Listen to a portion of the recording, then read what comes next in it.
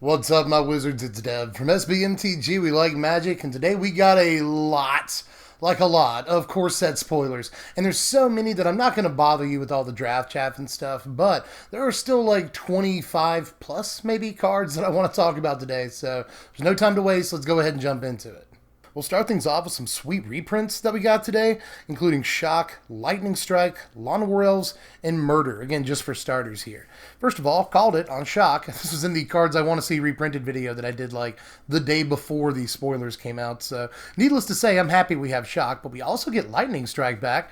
I mean, this already wasn't going to rotate anytime soon, but sweet. I guess there's more Lightning Strikes for everybody. That's nice. And then Lawnmower Elves, they reprinted again for some reason. On a dare, they're like, you don't think we'll reprint it once? We'll reprint it twice. What do you think about that? I guess I'm fine with it. It's cool. Good on you, Wizards. And then Murder, I really like that we're going to have this back in the format. This is always just a good option for control decks to have and heavy black decks to have. You know, instant speed, kill that guy for 3 mana is fair and often really playable. So Murder's probably going to have a place somewhere, even if as just a 1 or 2 of. But there were some other cool reprints today. We got to see Diregraf Ghoul too. That's coming back, which I feel like I should point out because it looks like, you know, really low to the ground mono black aggro is just a critical mass. It's got like literally a million creatures in standard now that are 1 mana and can have up to 2 power or effectively have 2 power on attacks.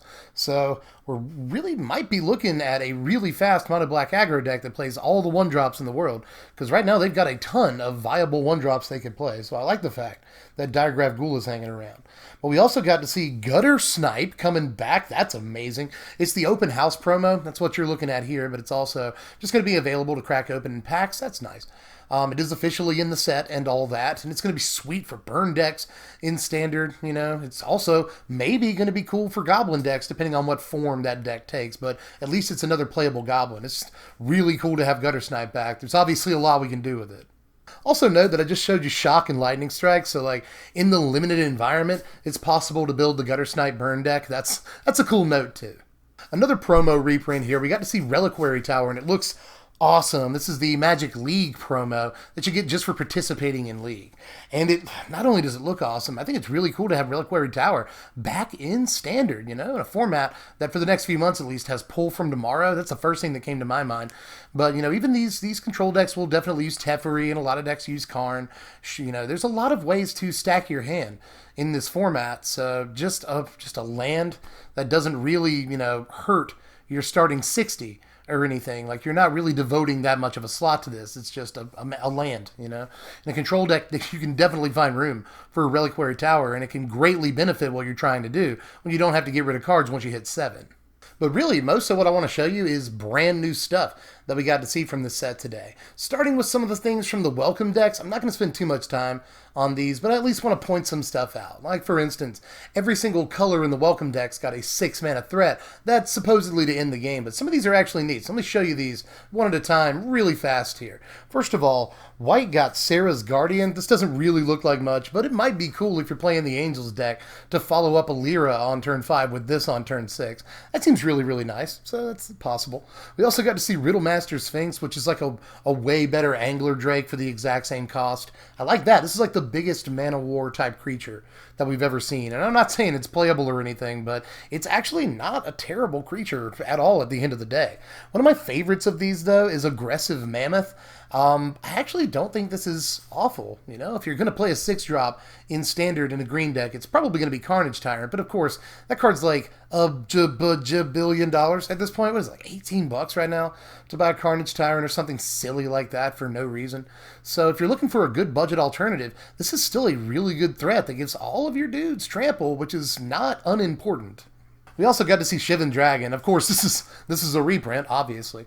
But I was kind of surprised this wasn't in Dominaria, but I guess they held it over so that it could be the big, you know, welcome deck finishing card for the red deck. So that makes a little bit of sense. I'm glad to see it back, but obviously it's not going to do much in Constructed, I would imagine. It's Shivan Dragon. It's iconic, but we've come a long way since then. But perhaps my favorite of these welcome deck like win conditions is Gravewaker. I just like a lot about this card. Yeah, it costs so much and its ability costs so much to use, so I think this is completely forever locked out of competitive or standard play at all. Although I will say we have Cabal Stronghold in Standard, so there's that. It exists and all, but I still don't think Gravewaker is quite good enough, but I really like everything about this card. I like the flavor of it. I love the creature type. Bird Spirit is amazing. I love the art depicted on this. It's so cool. There's just a lot. I like the name. The flavor text is cool. You know, every 7 years. It's like an urban legend. I just like a lot about this card. So I'm not saying it's the best card ever. Just for me, it's a win on a lot of different levels. Now, I've got like 11 more cards I want to show you in this video. That's a lot, but I just wanted to take a second here, pause, take a break, show my face, hey, what's up, and just sort of take this time to say that I think this is where there's a little bit of a break in the playability scale. This is where we get a bump up from here on out, at least in the speculation scale, if not the playability scale. I think everything else that I'm going to discuss from here on out is stuff that actually really deserves some analyzation. So with that in mind, take a look at the next card here. This is Vivien's Invocation right here. It's 7 mana, 5 and 2 green for a sorcery. Look at the top 7 cards of your library. You may put a creature card from among them onto the battlefield. Put the rest of them on the bottom of your library in a random order. When a creature is put onto the battlefield this way, it deals damage equal to its power to target creature an opponent controls. Now this card and the next couple I want to talk about are kind of why I walked back the claim that these cards are more playable and said that instead these cards are more speculable, if that's a word. I definitely want to do some speculation here because although 7 mana is a freaking lot, this is a really, really good effect, you know. Essentially getting a dig through time, you know, 7 cards is so much. Dig through time proved that. And getting to pick whatever creature you want and just windmill slamming it on the battlefield that's a pretty good deal. Plus, you get a fight effect on top of that, so you'll almost always get a 2-for-1 for your 7 mana. That's really good, but there obviously are some deck building restrictions. Your deck almost certainly has to be ramp. You want to be able to get this by turn 4 every time, but not only do you have to play a few copies of this 7 mana sorcery, but you also have to play enough acceptable, you know, 6, 7, and 8 mana creatures that you'll get value off of by getting them with this. So, you know, if you're playing this for 7 mana, you usually don't want to get anything that costs less than 7 mana. You usually take 6, but you're trying to generate some mana value off of this. So you really want a huge creature, but at that point, you're slamming your deck full of, you know, not only this huge sorcery, but these big creatures, plus you have to have all your rampers, and you have to get the numbers right, so it will be a chore to figure out how to best run this deck, and it's worth noting that you don't get any cast triggers or anything like that. You just put the creature onto the battlefield, so you can't use, like, Zakama or anything dumb like that. You can, obviously, but you won't get to untap all your lands, so that kind of sucks, but still, the card definitely looks like a card we should be talking about, even at this high price, because the effect is ridiculous. Next, I want to look at Parient Rebuilding right here. This is 5 mana, 3 and 2 blue for an enchantment. At the beginning of your upkeep, target opponent puts the top 3 cards of their library into their graveyard. Then, you draw a card for each land put into that graveyard this way. Now, I really just want to look at this as a 5 mana do-nothing enchantment, which it very likely is, but it also has the ability to generate loads of card advantage, and if you're a pure control deck, this could technically be your win condition, right? Why would it not? You know, if you want to mill them, just do it slowly over the process of a few turns, and why not get some cards of your own while you're at it? So I actually think that this is potentially sweet, but probably not actually sweet. Again, I don't think this is quite good enough. It's not the mill card that mill players have been waiting on, but it is, even at 5 mana, it is a card that could provide tons of potential card advantage over the course of a game, so it's possible you'd want it. Up next, we're looking at Nexus of Fate. This is 7 mana. It's 5 and 2 blue for an instant. That's an interesting card type. Take an extra turn after this one. If Nexus of Fate would be put into a graveyard from anywhere, reveal Nexus of Fate and shuffle it into its owner's library instead. Well, this is the buy a box promo. This is just like Firesong and Sunspeaker. That's the only avenue you can get it unless you buy it off of TCG Play or some other site, or if your local game store has copies up under the glass, but you won't be able to actually crack this out of packs. This is the buy a box promo this time around. I like the card. I think the card is obviously pretty fun, and it's inspiring in a way. There's a lot of stuff you could probably do with this. Modern taking turns might want this. There's been a big discussion about that today. And there's obviously the fact that if this is the last card in your library, then you're just taking turns forever. As long as you've got 7 mana, you take infinite turns, which you still have to do something on those turns to actually win the game, but hey, But next on the docket, here's Fountain of Renewal right here. It's just 1 mana for an artifact. At the beginning of your upkeep, you gain 1 life. And if you pay 3 and sacrifice it, you draw a card. Now, this little artifact might not look like much at first, but I actually think a ton of decks might want to play this right now. There are a lot of artifact-based decks in the format that want really cheap, and 1 mana counts as really cheap, artifacts that at least do something, and this will hold off aggro at least a tiny amount, and convert into a card later in the game. Those are both really good things to be able to do. Plus, like, shenanigans with Scrap Trawler and possibly Teshar, There's cool little combos you can pull off with this. There's Improvise, and Improvise is always looking for playable 1 mana artifacts. So I actually think there's a lot of cool little niches that this card could fit into. Don't discount it immediately, it's colorless. There's also plenty of reasons why you might want the ability to just sacrifice an artifact and put it into the graveyard, or get a sacrifice trigger, or whatever. Just for 1 mana, this does kind of an awful lot of things. There's a large spread of options on this card that might not be obvious at first glance, but they're all actually there. Trust me, this is a better card than it looks.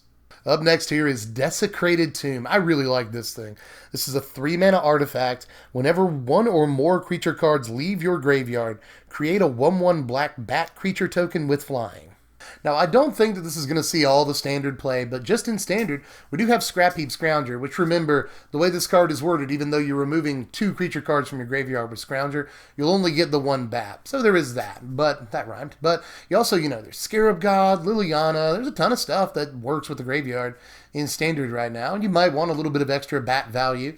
So I can see that working, but in Commander, there's some really outrageous things you can do. Like, I ran a quick search on Gatherer for certain terms, and one thing that I came up with was Tortured Existence, which looks particularly hilarious because you're essentially just getting effectively a bat for 1 black mana over and over and over and over. So that seems pretty decent right there. It's cool that it works on a bunch of different levels, too. If creatures get exiled from your graveyard, you get a bat. If you reanimate a creature, you get a bat. So there's some cool stuff. If you just, return a creature from your graveyard to your hand, you get a bat. So there's definitely ways that you could make bats with this. Like, Haunted Crossroads is another one for Commander that actually looks pretty neat with this thing. So Desecrated Tomb actually looks like it's got a lot of really fun stuff you could do, and I just like the idea of filling the board with bats. That's awesome. So looking out for more fun stuff you can do with this. Leave a comment down there. What else can you do with the Desecrated Tomb? Actually, I got a couple more before I move on because I don't want you stealing from me. In Standard, there's Embalm and Eternalize. In other formats, there's Delve. And in Commander, this seems like it would go pretty sweet with Ravos. You're not getting all the bats in the world like every turn or anything, but you're at least getting 1 bat a turn, and all your bats are 2/2s. So sweet. All of that seems nice. What else you got? But I'll shut up now so I can take another step up, I think, in playability. All the cards from here on out have a real chance of, at the very least, seeing standard playability. So with that in mind, let's take a look at Demon of Catastrophes. This is 4 mana, 2 and 2 black for a 6/6 flying trample with, as an additional cost to cast this spell, sacrifice a creature. Now, just in Standard, there are a ton of ways to turn that frown upside down and make this downside into an upside. We've got Doom Dissenter, which will give you a 2/2. Not a bad deal. There's also Tattered Mummy, which actually saw a reprint in this set. That's all well and good, but that'll deal 2 damage to their face when it goes to the graveyard. That makes for a pretty aggressive deck. But there's also Direfleet Hoarder, which will effectively make the demon only cost 3. So there's a lot of good ways just in mono black in Standard to make this really good. Not to mention that you can just sacrifice your Llanowar Elves that you use to cast this on turn 3. That also seems like a decent play line. In a lot of ways, this actually looks way better than Desecration Demon. To me, at least, I'd much rather, in most situations, have a card that I can tune my deck to take advantage of than have to worry about, my opponent being able to stop it. And yeah, sacrificing a creature for Desecration Demon is a really big cost for your opponent to have to pay, but they can still shut it down if they want to. Well, with this, they're gonna take the damage. we are going to take that damage. So I like a lot about this card. I definitely think it could see play, even though there are some controls. Obviously, there's Seal Away, Unlicensed Disintegration for the next few months, Cast Down forever as well. So there's lots of controls for this in the format, but that doesn't mean it can't thrive. But let's keep it moving so we can look at Militia Bugler right here. Despite the silly name, do like the card. This is 3 mana, 2 and a white for a 2/3 human soldier with vigilance. And when it enters the battlefield, look at the top 4 cards of your library. You may reveal a creature card with power 2 or less from among them and put it into your hand, and put the rest on the bottom of your library in a random order. Now, I really like the look of this card. Despite the deck building cost that you have to pay, you're probably going to want at least 15 to 18 or even as many as 20, 2 power or less creatures in your deck to get this to actually hit. And I think you do want it to hit for it to be any good at all. If it whiffs, it probably feels bad, A 3-mana 2/3 with a keyword ability isn't the worst deal in the world, but when you hit with it, it replaces itself in your hand with another decent creature. And note that, this could just be a bunch of 1 and 2 drops that you're playing, but there are ways to play, 3 and 4 drop creatures that only have 2 power and are really, really important. Like you can, I believe, hit a Baird off of this or a Twilight Prophet. There's a couple of things that aren't necessarily just 1 and 2 drops that you can hit with this. But I am picturing the kind of deck where you're mostly playing 1 and 2 drops, and this is close to the top of your curve. Maybe this and a couple of 4 drops. So I think that's the deck this goes in, but it's a very good card for that deck, obviously. And note that it's even good late, where you're almost always going to be able to cast not only this, but whatever you dig up with it in the same turn, I like it. It's like a Glint-Nest Crane that costs 1 extra mana and hits, small creatures instead of artifacts. And Glint-Nest Crane was really good. But that's a combo creature for the most part, and this is looking like more of an aggro creature. But I just think anything that's reasonably casting costed, reasonably costed, like this is, that also digs up a pretty important card, like a creature, a threat, that's always going to be a playable card. So I like a lot about this thing. Up next is Gigantosaurus, which I don't have to read to you because there's no actual text in the text box. It just costs 5 green mana, and it's a 10/10 creature. And I think that's awesome. Even if the card isn't entirely playable, it's still probably a little bit playable in the Dinosaurs deck, or the mono-green Stompy deck might obviously want this. Remember earlier the 6/6 that gives all your guys trample for 6 mana? Imagine curving this into that, usually a turn or even 2 early. You can get to 6 mana, you can get to 5 green mana as early as turn 3 relatively easily in this format right now, whether you get like double Llanowar Elves or Llanowar Elves and a Servant of the Conduit or something. It's not too hard at all to get this on turn 3, where it can be killed by Unlicensed or Seal Away or Cast Down or any of the popular removal spells in the format, but it's still, it makes them have that stuff, or they're going to die, They can just chump block, but you still have the biggest threat on the board. And by the way, once you do have this out, and it's not really that hard to get out from mono green, you can just easily play into Ghalta from there, Ghalta only costs 2 green mana as long as you've got a Gigantosaur out and nothing else. So that seems pretty sweet. Like the curve of Llanowar Elves, Steel Leaf Champion into this, like that just seems really ridiculous. And and from there into Ghalta, it's just mono green is getting ridiculous threats, and I think that this might actually see some play in there. Up next is Infernal Judgment. This is just a black mana for an instant. Exile target colorless creature. You gain life equal to its power. Well, this is, at best right now, probably a modern sideboard card, although in Standard it could exile Scrap Heap Scroungers and Heart of Kirans, and those are almost always in the same decks, so you could sideboard this in Standard, and against, I guess, the occasional, like, Metalwork Colossus. Like, there were a couple of targets that you might be worried about, but I think this is just more against, Eldrazi Tron and decks like that, because this is really good against a lot of the big Eldrazi creatures, except, I guess, the new Emrakul, because she has protection from instants or whatever it is.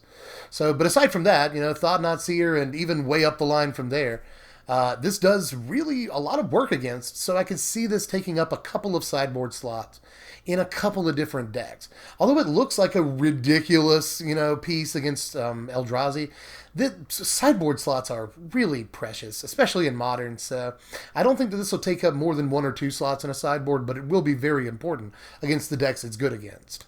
But we're rounding the corner here. We got Vivien Red to look at for a second. This is 5 mana, 3 and 2 green for a legendary planeswalker, Vivien. She starts with 5 loyalty, not a bad deal. And you can +1 her to look at the top 4 cards of your library.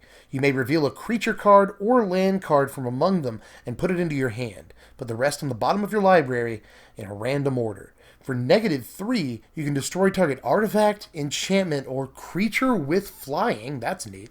And for her ultimate, you take 8 loyalty counters off of her, and you get an emblem with creatures you control get +2/+2 and have vigilance, trample, and indestructible. Well, they put creature destruction on a green planeswalker. That's good. You know, this is awesome against Lyras and Glorybringers and all kinds of stuff. Although Glorybringer could maybe just eat its face before it could even do this to a Glorybringer, so there's that. But, you know, against flying creatures of all stripes, this is pretty sweet to be able to have, but that -3 you'll probably find a target all the time because there's a ton of important artifacts and enchantments in this standard too, you know. Busts up Heart of Kiran and Torrential Gearhulk, and it also, you know, destroys things like Seal Away and Cast Out, Ixalan's Binding. Like, there's a lot of reasons why you want that -3, but the +1 is what I'm looking pretty hard at, you know. Like, this is draw a specific card from the top 4 cards of your library. It is very good filtering. That ends in you effectively drawing a card. Like, that is really good for +1. You play her, you go ahead and +1 her, you get some card advantage, and you've got a 6 loyalty planeswalker they have to deal with. That seems really, really good, so I'm actually not counting this out of seeing play. But I saved this thing for last right here. Here's Elvish Rejuvenator, my favorite card of the day by a mile. This is 3 mana, 2 and a green for a 1/1 Elf Druid, and when it enters the battlefield, look at the top 5 cards of your library. You may put a land card from among them onto the battlefield tapped, put the rest on the bottom of your library in a random order. Well, I am a sucker for a good Enter the Battlefield trigger, and damned if this is not a really good Enter the Battlefield trigger, right? Like, you know, I talked about Militia Bugler earlier.